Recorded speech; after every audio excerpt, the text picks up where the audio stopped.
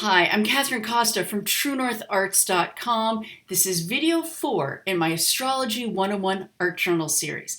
I designed this series to be a fun and playful and creative way to explore the concepts within astrology. Especially in these first 4 videos, we're looking at those zodiac signs. Each one is an archetype you're going to recognize in yourself and those around you, and we explored those relationships by creating zodiac charts.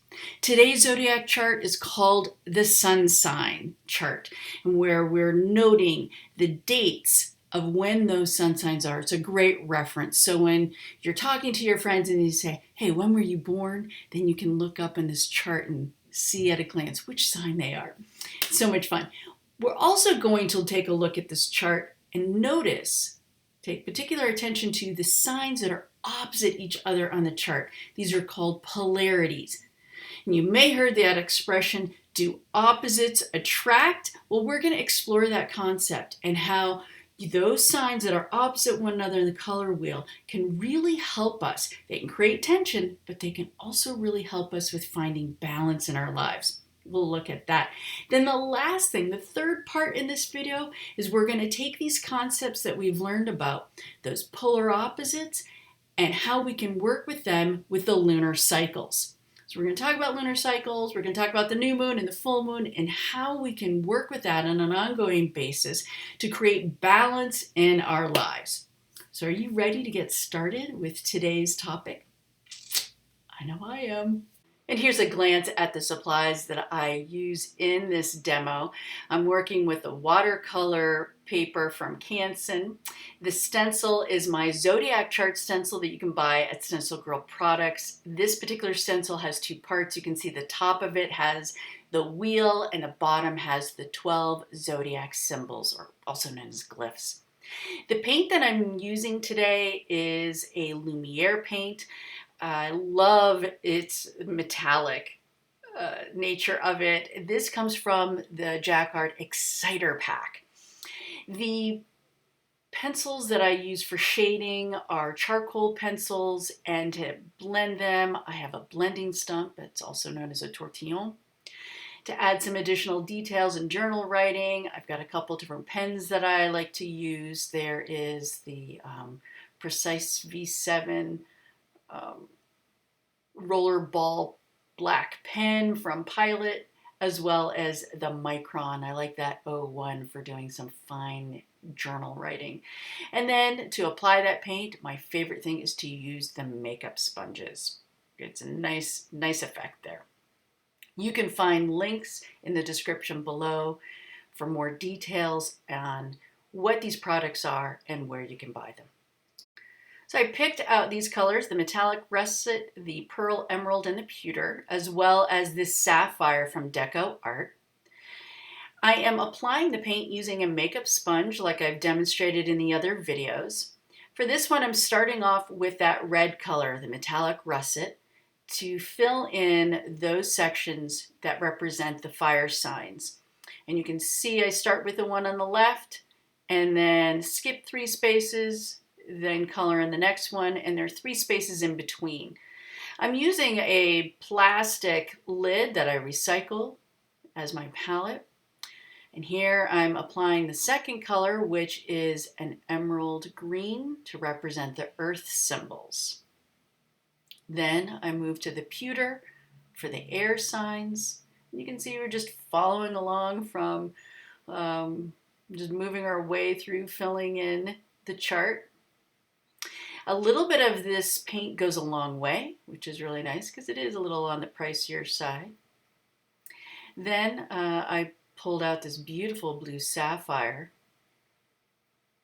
for the water element. Then after that has dried, and dries pretty quickly because it's an acrylic, I pull out a black, this is a black alcohol marker. You can use black Sharpies. This one happens to be from my stash of Arteza markers. And I'm going in and I am filling in those spaces that don't have paint. Kind of cleans up the edges, but also creates a nice dark grounding contrast for those colors. Working your way all the way around, and then for a finishing touch, doing an outline around the outer edge. Now it's time to add the Zodiac symbols to each of those sections, starting with Aries.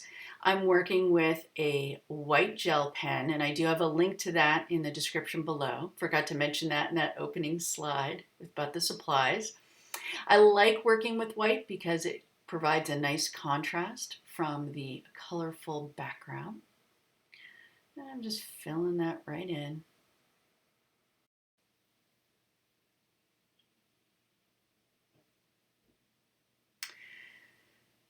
So next I take out a charcoal pencil and I'm using this to outline the shape of that square. You can see that I had already started doing this, and I was doing that with a regular pencil. I didn't like how it wasn't blending very well. So I've moved over to a charcoal pencil. As you can see here, it's a darker color applying there. But what I really like about it is how easy it is to blend it using a blending stump there, and that creates a nice effect.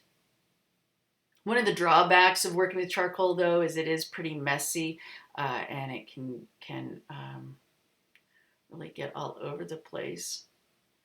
I think go back with my white gel pen after that's dried a little bit. It was a little streaky in its first application, so I go back in and I fill in after it's dried a bit just to get a more of a solid fill in there. And because that's wet, I'm really careful when I go back in with a black pen to outline it. And this black pen, I really like this because I can easily draw and get nice, sharp, crisp lines on most acrylic painted surfaces. You want to make sure that paint, though, is very dry before you start drawing over it, or else it'll clog up the point. Then that's pretty wet when that goes on too, so that smears. So what I do is I then go back to adding that charcoal shading effect in those other areas within my chart, starting with just outlining them, and then you'll see how I'll go back in and blend them up.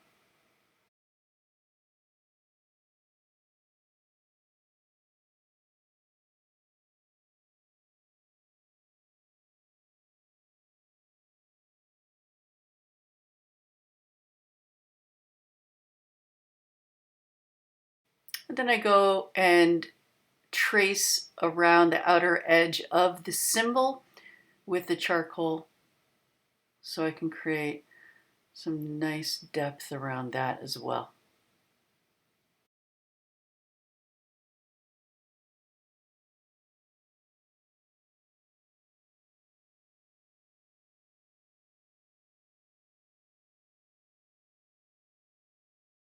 So you continue adding the symbols throughout the chart. The stencil is designed to follow in the natural progression of when these constellations appear in the sky. So we start on the first one, top left, is Aries, through Taurus, Gemini, Cancer, Leo, Virgo, then down to the next line, which is Libra, Scorpio, Sagittarius, Capricorn, Aquarius, and Pisces. And since my gold Lumiere paint was all used up and dried out, I pulled out this halo pink gold. You can see there's both a pinky color with a gold metallic, and I'm applying it with a paintbrush. The size of it is a number 2, so it's just a small one. You can see what it looks like. I squeezed a bunch of it onto my plastic lid there, and you can see where there's pink and there's gold in it, kind of mixing it up a bit. As I go to apply it, you see it goes on pretty thin. I think that what happened was I didn't shake it enough. So I start off by just laying it down, my first layer.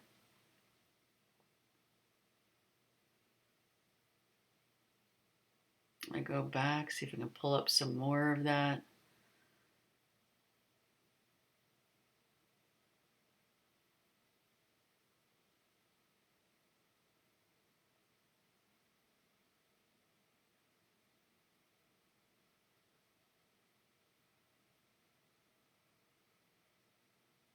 And just kind of tap it in.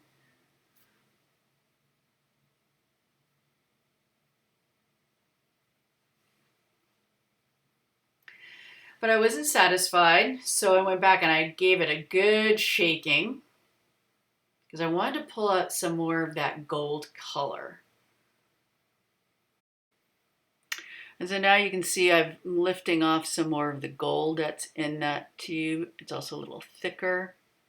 And I just keep dabbing it on. You can allow it to dry and then build up the paint on top of it.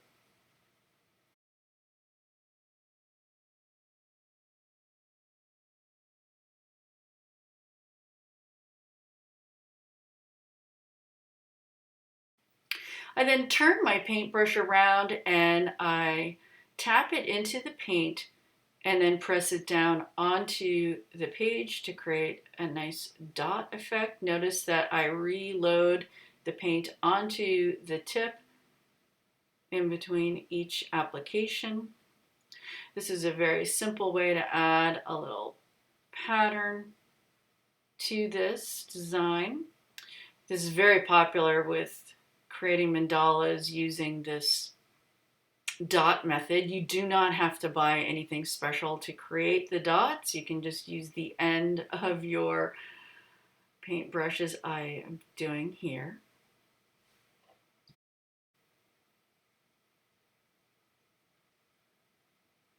And then after you've filled in the area around the center, then continue creating the rays of the sun by extending them out.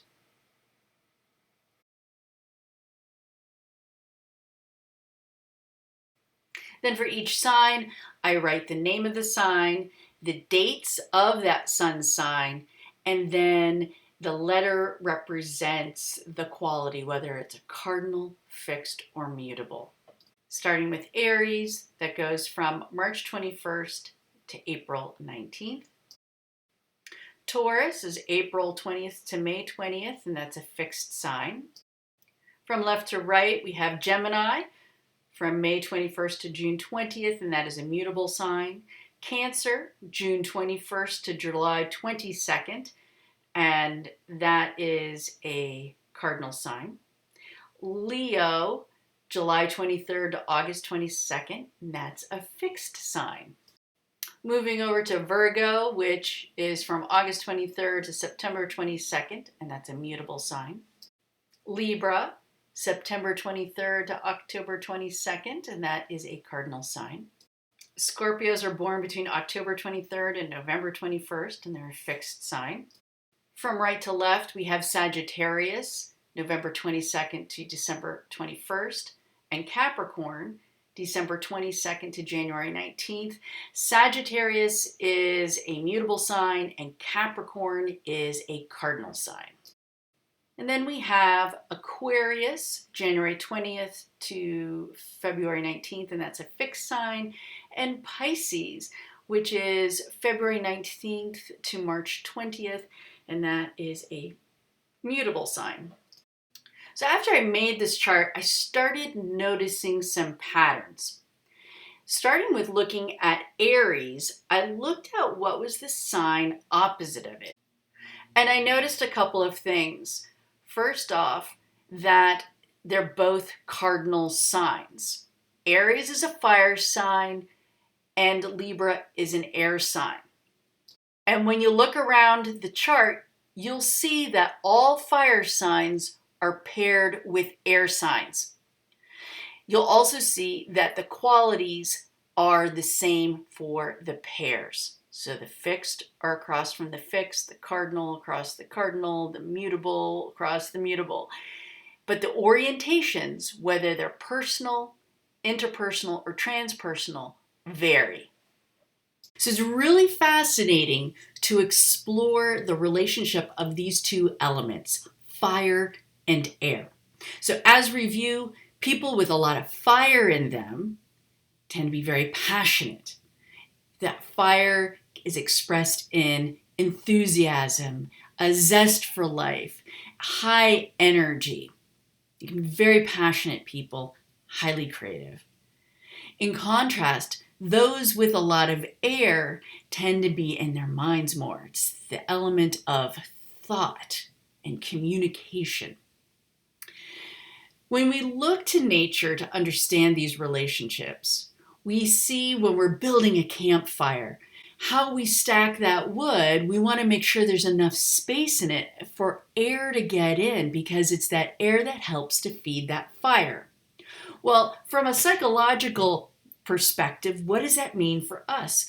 So someone who has a lot of fire in their nature, but their fire is very diminished, right? They're not feeling energetic. They're not feeling excited. They may need the help of air, the element, to feed it. And what might that look like?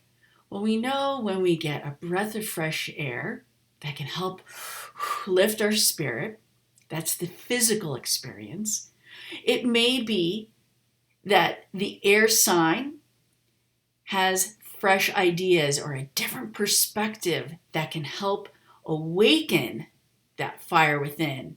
So looking to somebody with an air sign who may energize you with all their ideas or different perspectives.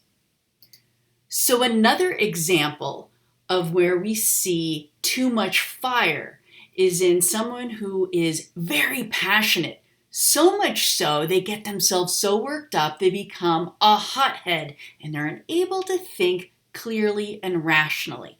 And this is where that air sign can bring in some rational thought to help temper and cool down the hothead. Now let's take a look at the air signs. We know that, for example, a hot air balloon gets lifted up by the heat that they fire up into that balloon. Okay, so that creates the lift. Well, psychologically, somebody who is getting too stuck in their ideas, or maybe getting stale, or maybe flat, or maybe dogmatic, may need the help of a fire sign to help give them a different perspective, bring a different energy to help give that lift. Another example of the relationship between fire and air is seen when we look at birds in flight. Here is some footage of an eagle that is flying. Notice it's not flapping its wings. It is gliding, it is soaring. And the way that it does that is that there's this warm column of air that's coming up from the earth that's known as a thermal. And it is that warm air that the bird is catching, and that is helping it to lift up higher and be able to glide in the sky. Paragliders, hang gliders, free flight pilots do the same thing. And here's some really cool footage of my husband Fernando paragliding.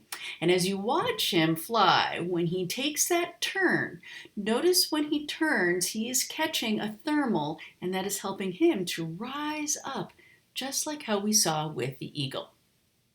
Now, what does this mean psychologically? How can we apply this concept of catching thermals and flying? Well, think of it this way. Air signs are all about thoughts, right? And if we are thinking our way through a process, sometimes it can feel like a lot of work.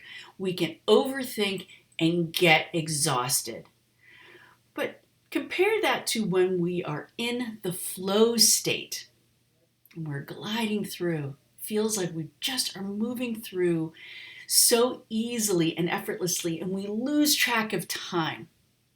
Well, that flow state happens where we might have thought our way into a situation, but then we let go, and what it is that we are energized by, what we have fun with, gets us into that flow state.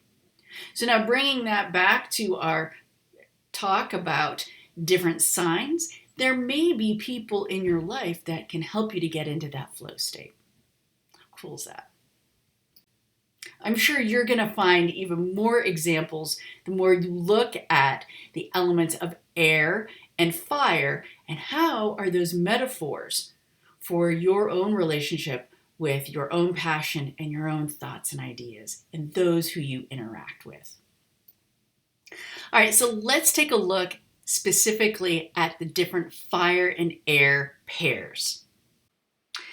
So the first pair of fire and air signs that we're going to look at is Aries and Libra, where Aries is a fire sign, Libra is an air sign. Both fire and air are examples of yang. And if you go back to video 1 where we explore those qualities of yin and yang, yang is that masculine energy that is outward focused.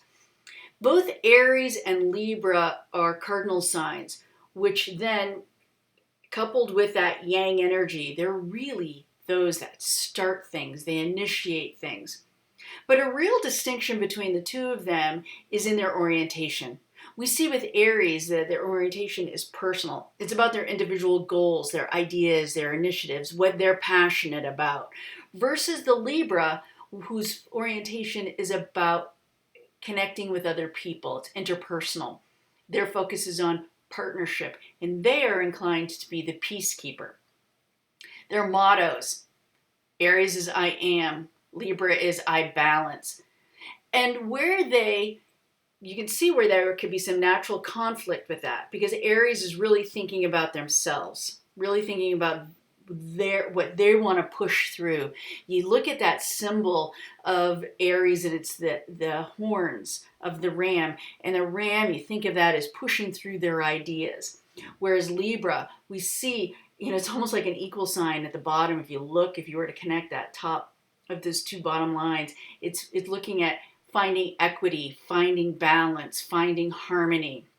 And you can see those two different initiatives are very different when one's looking about advocating for themselves versus advocating for others. Aries runs the risk of overpowering, but Libra runs the risk of giving their power away.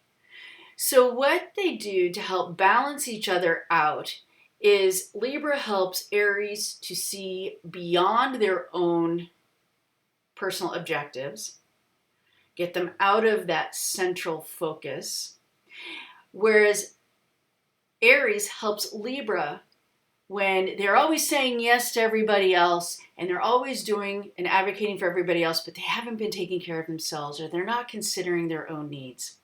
So here we can see how they can balance and help each other out. The second fire-air combination that we come to is Sagittarius and Gemini. Now, where they're different than the first two that we looked at is that these two are mutable signs. This means that they're very flexible, they don't get dogmatic, they are easily changed depending on the situations that they're in. Both of these signs are lifelong learners. Both of them have a love for learning, but this is where they're different. The learner of the philosopher, the Sagittarian, is interested in looking at the big picture, looking at the big objectives. It's not personal because they have a transpersonal, more universal perspective. Whereas the Gemini is into learning from others to understand themselves better. I can really relate to this pair because my husband, his sun sign is in Sagittarius, and for me, my midheaven is in Gemini. Both of us love to learn, but we learn in different ways. Our focus, our orientation is very different. It's really clear. So let's take an example. We're both looking up at the sky, and we both are so curious. We're avid learners. about what it is we see. My husband looks to the night sky and he views it through the lens of science, math, and technology. He wants to know how things work. I look at it and I'm curious about that, but more than that, I'm interested in the patterns and how the history of associating different mythological stories and archetypes, looking at what are those relationships and how does that impact? What can I learn about myself and those around me by studying that? That's a very Gemini way of looking at the sky, and it's an example of astrology, the Gemini view, versus astronomy, my husband's Sagittarian view. Now, one quality of that Gemini is that ability to see multiple sides of the same thing. I also have lots of ideas. I get passionate about it. Some of my other signs really feed that. And sometimes I get lost and fixated because I think I told you in a different video, the Leo in me can fall in love with an idea and be so fixated on my own perspective. I don't have an objective view. My husband with that Sagittarian transpersonal orientation helps me to bring objectivity to it. With my husband, I help to give him another perspective on things. Sometimes he can get a little on the judgy side on scenarios and things that he's seeing, but he is not dogmatic. He is not rigid in his thinking. He's also mutable. So he can get passionate about having a viewpoint on something, but I can give some humanizing, personalizing, different perspective. I can soften that up, and I've seen that happen. So we both help each other out, from the personal to the transpersonal. The next fire-air combination is Leo and Aquarius. Both of them are fixed signs. And so what happens with them is that they'll get focused in on their own way of seeing something, and it's hard for them to change. For the Leo, they're very jovial, they're creative, their motto is I show. But one of their weaknesses is they get so preoccupied by what other people think of them. In contrast, the Aquarian doesn't care what other people think. It's not even an issue for them. So the person who is an Aquarius helps the Leo to not be so sensitive and not take things so personally, and not to care so much about what other people are thinking. But Aquarians can be too impersonal, and they can learn from the Leo how to be more personal, more jovial, and bring their sunny disposition that warms up a situation. Both of these signs can really relate to one another because they're highly creative in their own ways. Now, the next set of pairs are the earth signs and the water signs. So for a quick review, people with a lot of earth, they tend to be down to earth, very practical, very grounded. They're focused on the material realm. So that's knowing who they are, having 2 feet on the ground, but also in what it is that they're building. So they're great manifestors, all about having a good solid foundation, hard work. That's the earth signs. The water signs, those are the emotional element. So these are people who have a lot of emotion, or they're very sensitive in the way of feelings. They are sensitive intuitively, can be very psychic, and their emotions help to inform and help them to navigate the world. The first example that we'll look at with water and earth is when you have too much water and you end up with mud. For that water element, what that may mean is that they're so emotional that keeps them from being able to move forward, from being able to make changes in their lives, to be able to work towards their goals, because they're too caught up in their emotion. For the earth element, that may show up and reflect in a very different way. It could be getting stuck in the mud is a metaphor for being stuck in habits and routines. But what about when we don't have enough of that water element?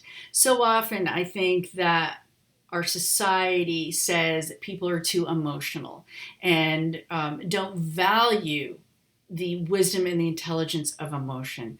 If we don't have that water element, we'll end up like this dry patch of earth. We need water to nourish and grow. And when we have the right balance, then we can bloom and flourish. Things can grow, right?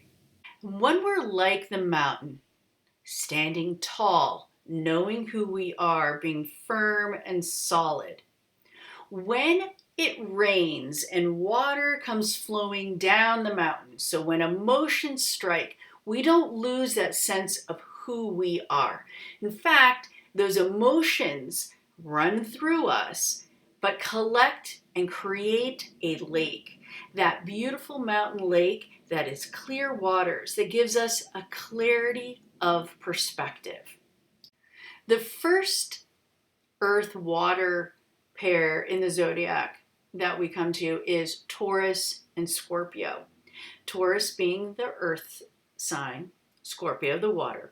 And note that both earth and water are examples of yin. Yin is that feminine quality of being receptive and intuitive. Both of these are fixed signs. That means they're not quick to change. So that's where there can be some tension between these two signs, as neither one is willing to change the way that they are. The orientation is very different. With Taurus, it's a personal orientation. So because they're an earth sign, they're really about what it is that they're building. They're very practical, and they're about their personal possessions. That's what they're working towards. Whereas the Scorpio is about shared positions, often thought of as what is their legacy, what it is that they're leaving behind, but also with that perspective is not only shared financially with the case of legacy, but also with shared values. So a Scorpio is going to, when they interact with other people, they're looking at how they can relate to them. The motto for Taurus is I build, Scorpio is I transform. Scorpio is a very intense, emotional sign. Known for that intensity, they can get lost in those deep waters. And sometimes they need help, and Taurus can help them to get grounded. One characteristic of Scorpios is that they've got that stinger, and not only might they be one to sting someone else that they feel has wronged them, but they're really hard on themselves. So a Scorpio can learn from a Taurus how to bring a sweetness and a gentleness towards themselves. For the Taurus, they run the risk of getting habit bound. They're slow and steady in how they do things. They found ways that they feel have worked for them, but aren't open for change. Scorpio, known for transformation, can help bring in and help shake things up a bit for the Taurus to change things and find new ways of doing. The next earth-water pair is Capricorn and Cancer, and I view these two as that work-life balance. Cancer is so focused on family and home. The Cancer's motto is I nurture. In contrast, Capricorn has got that transpersonal objective viewpoint and is always focused on work and utility, what is useful for reaching goals. Their motto is I lead. One of the risks with Capricorn is they can become emotionally unavailable. They're so objective that they're lacking any kind of warmth. They may even have a hard time being in touch with their own emotions, and this is where Cancer can help them. Likewise, Cancer could be too emotional, too caught up on that, and the Capricorn helps to bring some objectivity, helps them to get out of their shell and go out into the world, because the Capricorn is about, you think about that goat that is climbing the mountain and working up towards higher and higher peaks, the Capricorn can help bring that Cancer up out from being hiding in their comfort zone in their home and going out into the world. The third and last pair that we're going to look at is Virgo and Pisces. Virgo being the earth sign, Pisces being the water sign. What they have in common is that they're both mutable, meaning they're both very flexible. It's easy for them to shift gears. They're very resilient. Now, this is another pairing that I can really relate to, and I've been studying because I have a lot of signs in Virgo. And one of my dear friends, Jane, is a Pisces. And as we got talking about this, we started to realize how, being opposites, we really get along super well and how we've helped one another. So as a Virgo, I can be I'm very organized, very practical, sometimes to a point where I can be a little too pragmatic. And what Jane has shared, what I learned from Jane is how to go with the flow more. Jane is more fluid, and it's so refreshing to me. It helps me to loosen up and lighten up. I do have the tendency to overwork. So by learning how to go with the flow more, it helps me with, right? So just as we talked about being able to go with the flow with the air element and the fire, we can also see that with earth and water. Now, with Jane, I know that sometimes she has all these wonderful ideas, these beautiful dreams, and I had, about a year or so ago, helped her with taking some ideas of hers and translating that into a very practical web page to promote the art classes that she was teaching. So I guided her, and she did all the work. I just consulted, guided her in what steps she needed to take to make the process go smoothly, and it was very easy. But that's because of my natural gift for that organized, systematic way of approaching things. The other thing that we have in common and where we can really relate, Virgos are known as the high priestess of the Zodiac. And that's because we really tune into the patterns that we see in nature. Not only do we see those in a very logical, cognitive way, but we're also, it's where our intuition comes in and we really can sense it. With Jane as a Pisces, she is also highly psychic. That's the sign of the mystic. And she is very receptive to my soul journey guided meditations. And it's been a blast because whether I'm leading one live for her or I'm sending her a recording, it's so much fun for both of us because here's my gift of guiding someone in that process and how it wakens up her creativity.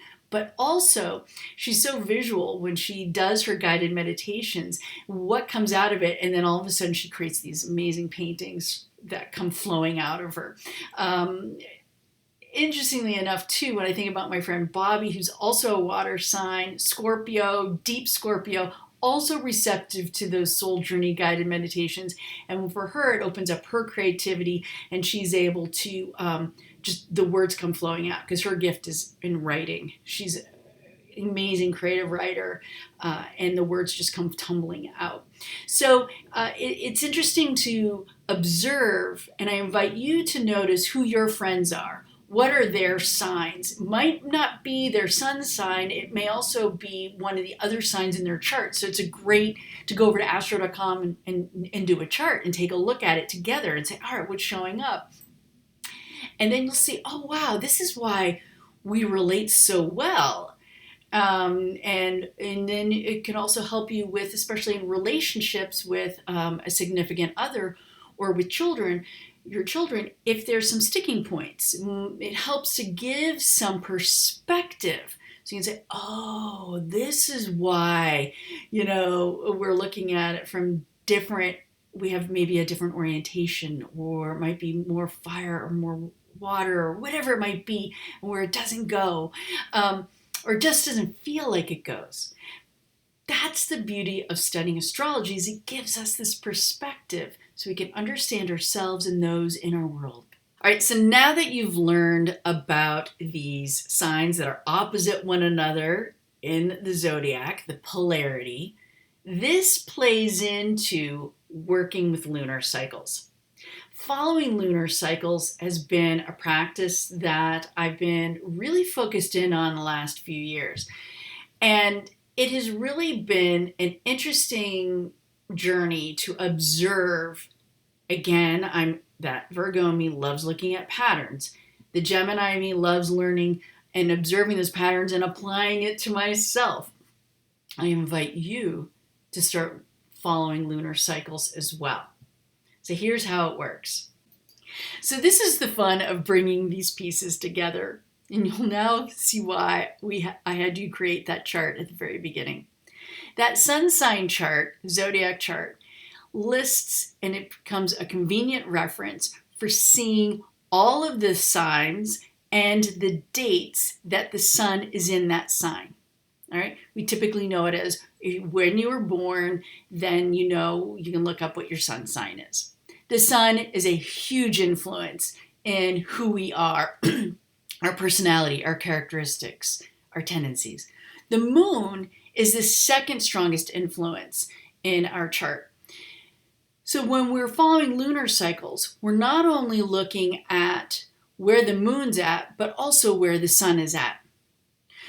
Starting with the sun, we see that the sun is in any given sign for about 28 days. And in that period, the moon is going to move through all 12 of the zodiac signs. The moon is in a sign for about 2 to 3 days. When we're following lunar cycles, I have found it's easy to just tune into two different moon phases, the new moon and the full moon. The new moon is when the sun and the moon is in the same sign. The full moon is when the sun and the moon are in opposite signs. So when we're following lunar cycles at the new moon, this is a time when energetically we feel that we're more in flow. Both the sun and the moon are in the same sign. It's a time for setting intentions or maybe even renewing intentions. Then we check in at the full moon. The full moon has a very different type of energy. Sometimes we talk about people getting really crazy, and we see it depicted in movies when people turn into werewolves. Well, that tension is an opportunity, it's an invitation for us to look at what's come full circle. Maybe we have a real positive, energetic coming full circle in that moment, something to celebrate. We've achieved something. But often it's feeling a tension of something that is old, that no longer serves us. It may be a habit, it may be a relationship, it may be a scenario, a work life, or something that is no longer in alignment with the view that you have for yourself, or the vision that you have for the life that you want to live. There are things that are not supporting that, and it's time to let go, time to surrender, time for forgiveness. Time for bringing in gentleness. So this is how we work with it. Now, what's interesting is in the practice of following lunar cycles, we look at it in light of what is the current astrological sign. And that plays into the themes that we explore at each moon. And when it's the new moon, that sign is doubled up. Both the sun and the moon are the same. In the case of the full moon, they're opposite each other in that astrological wheel, and this is where we can learn from each of those zodiac archetypes. Even if you don't have these signs in your chart, they're universal. So there are universal questions and prompts that we look at as we consider what's showing up for us in that moment. All right, so I have prepared a slide for each of these 12 zodiac signs, and on each slide you'll see I look at the new moon and the full moon, and I offer you one question that you can use to consider in that moment. Now, these aren't the only questions that you can reflect on, but it gives you an example of how you can work with these signs at the new moon and the full moon. All right, when the sun is in Aries, the new moon is also in Aries. This is about setting intentions, renewing intentions. And the question you may ask yourself is, what will I start? How do I initiate? What am I going to begin or kick off? The full moon is in Libra. And the theme here may be, what relationships are ready for a change to bring more balance and harmony to my life? Moving on to the second sign. This is when the sun is in Taurus. The new moon, you may ask yourself, what do I want to build? What do I want to manifest? This is a great time for doing that creative visualization and getting clarity about what it is you want to build. When it's a full moon, the sign is in Scorpio. And so the question you may ask yourself at this time is, what old habits no longer serve me that I'm ready to let go of? When the sun is in Gemini, the new moon will be in Gemini. The question, a very Gemini question, is, what am I curious to learn more about? Following your curiosity. When the sun is in Gemini, the full moon will be in Sagittarius. So the theme here is, what habits are distracting me from focusing in on my goals? When the sun is in Cancer and the new moon is in Cancer, question may be, what needs my attention in my home? That might be with family, it might be in your physical home, that sort of thing. When the sun is in Cancer and the full moon is in Capricorn, the question you may ask yourself are, what are some of the old emotional hurts that I'm ready to let go of and forgive? When the sun is in Leo and the new moon is in Leo, the question you may ask is, what do I want to do more of that energizes me and lights me up? So what would feel fun? When the sun is in Leo and it's a full moon, that moon is in Aquarius. The question you may ask yourself is, what disappointment am I ready to let go of? Sun is in Virgo, new moon is in Virgo. What change can I add to my daily routines that will foster greater health and vitality? Sun in Virgo, full moon is in Pisces. It's time to let go of the steering wheel. What can I release control over? It's safe to surrender and go with the flow. Sun in Libra, new moon in Libra. How can I bring balance and more equity to a relationship or partnership? Sun in Libra, full moon Aries. Have I been giving my power away? Sun in Scorpio, new moon in Scorpio. What do I desire? What transformation am I ready to begin? Sun in Scorpio, full moon in Taurus. How can I be more gentle and kind toward myself? What am I ready to forgive myself for? Sun in Sagittarius, new moon in Sagittarius. What will my next adventure be? Sun in Sagittarius, full moon in Gemini. Am I getting stuck in one way of thinking? What judgments can I let go of to broaden my horizons? Sun in Capricorn, new moon in Capricorn. What is the next step toward reaching my intention? Sun in Capricorn, full moon in Cancer. What do I need to let go of to bring more balance to my work and home life?